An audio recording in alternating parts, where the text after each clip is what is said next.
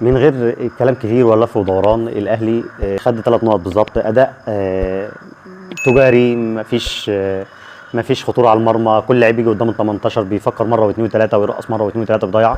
كورتين اللي راحوا مباشرين، عملت خطوره في الشوط الاول من شوطه لحسين الشحات، والعرضيه بتاع حسين الشحات وهدف كهربا في الشوط الثاني.